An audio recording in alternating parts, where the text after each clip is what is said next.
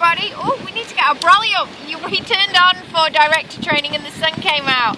Hi, welcome to week 11 of our director training course. Thea wanted to step in and take part with me as well. This week we're going to be looking at two topics. Remember, we didn't do chapter 10 last week. We're going to be looking at self-belief, and we're also going to be looking at how to treat your how to be a good sponsor. And being a sponsor is very like being a good parent, isn't it, Miss Thea? So join me when we get off the beach, and we'll hook up then. Bye for now.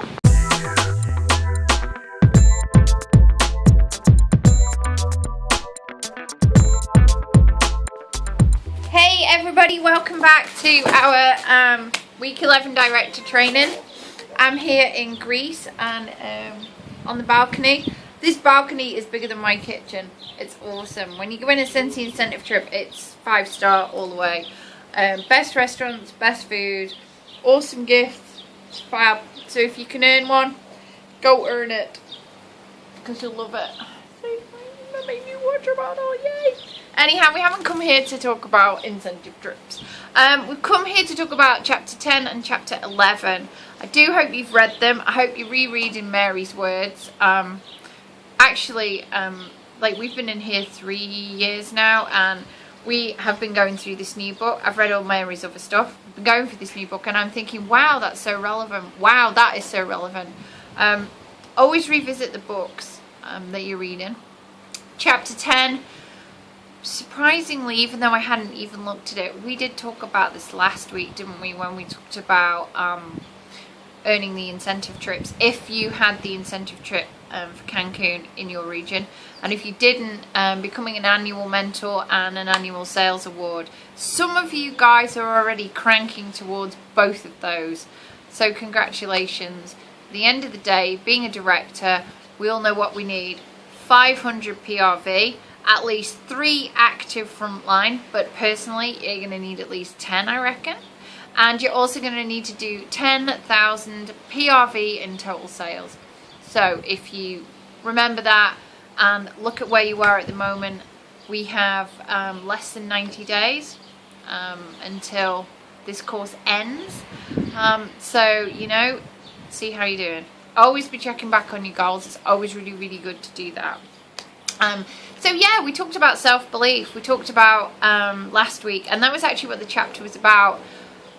Most of the direct sellers, good 80% plus, are all women, and women are amazing. We have families, we run homes, we run businesses, we do amazing things, we can multitask, we have so many talents, and one of the things that we do not have in the main is self-belief. Most of us underestimate our abilities and overestimate our failures, and one of the biggest parts of being a director is to encourage people to have self-belief. For me, we've launched the latest incentives, and I've told you guys, and I know that there are some of you who are looking to be directors who totally doubt your own abilities to get on either or to earn any of these incentives. And if you guys are struggling with self-belief, then that means your teams are as well. You have to believe in yourself. And I do, and I said this last week, I think that self-belief begins where fear of failure ends. When you throw caution to the wind, when you leave your comfort zone and say, I'm going to do this, then I think that you start to see that you are much stronger and much more able than you thought you were. I mean, we're here now and enjoying all this, and sat on my workstation is 0 PRV, and I'm thinking, I need to go home, I need to write my list of 100, and then I need to believe that I can get those sales in. And I do. I know I can do it. I'm going to have to leave my comfort zone. I'm probably going to have to do some cold calling. I am going to have to contact some previous customers, and I'm actually going to have to go out there and generate brand new business. So, you know, a year ago I would have just been, oh, we're not going to make it, Scott, let's come to a contingency to find out 500. Now I'm just like, yeah, I'm not bothered. I know I can do this. You know, I have the skills, I have the ability. Don't always have self-belief. A lot of the time We're all filled with doubt and fear. But that's what you're there for as somebody's upline. You're there to instill self-belief. Point out when they do amazing things. You know, and it's okay to doubt yourself. So if you're doubting your abilities to be a director, you're doubting your abilities to promote. If you have any doubts, talk to myself or Scott. And, you know, with your team, build their confidence. Keep building their confidence, because if they lose confidence, then that's it. Now, self-belief and confidence helps our business in 3 ways. Remind your team why they like the Scentsy product. Talk constantly about the great things that you love about the Scentsy or the Grace Adele. Why? Because when you believe in your product, when you're excited in your product, you sell more. So we did it the other day on the team page. We asked, hey, what do you love about the Scentsy? And people came on and answered. And that will reignite the passion. So constantly be sharing positive stories about how the product influences people. Second of all, you need to get people to believe in the business. So constantly sharing success stories from your team, from other people. Keep that excitement about, you know. And then when people believe in it as a business, they go out and share it. And finally, you have to instill belief in your people about their own abilities. Because when they believe in themselves, they then go off and achieve their goals. And we've talk every week about the importance of setting goals. So create self-belief in the product, in the business, and in the person. All people will go from this little tiny star to a shiny star in this business, every single one of them. Some of them, the most they will ever achieve is to be regular 150 customers every 3 months.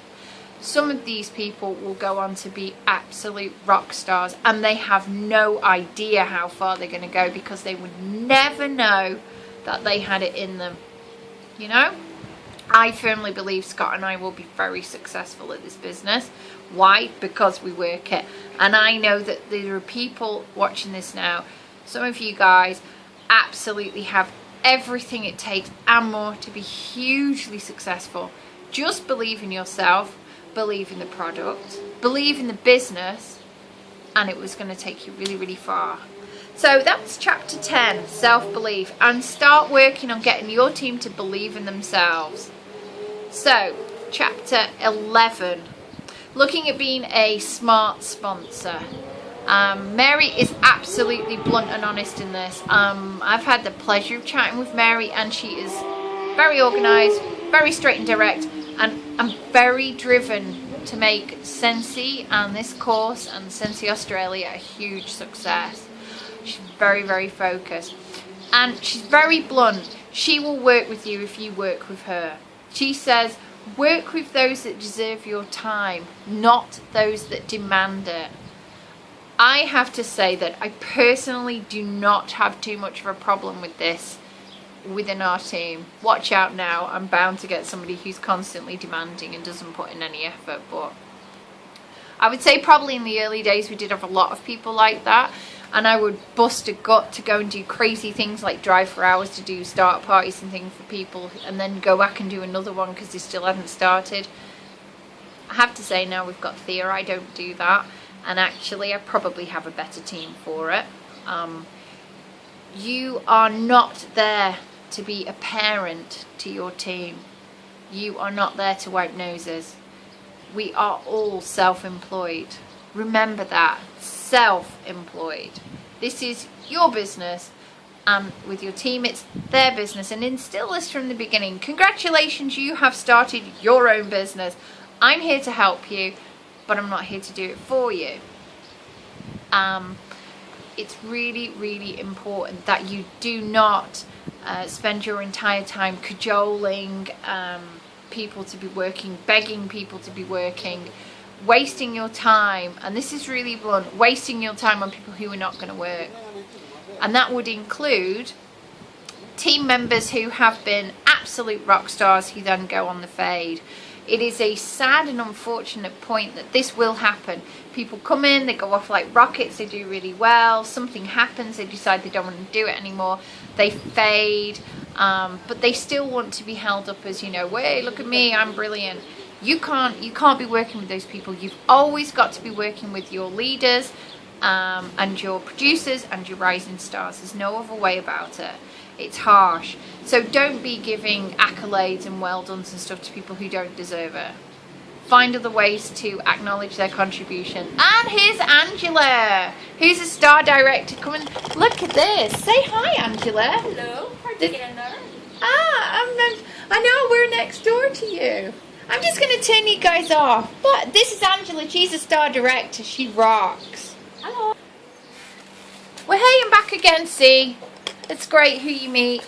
Angela's a star director, and she's worked incredibly hard to get there, and she has bags of self-belief.